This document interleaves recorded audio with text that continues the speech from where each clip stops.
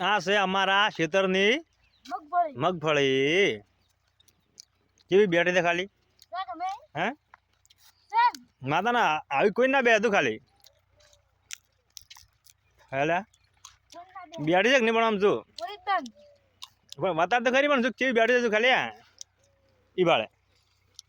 સેન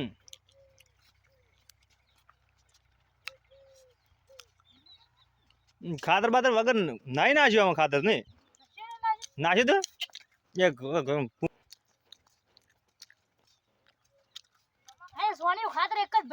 હા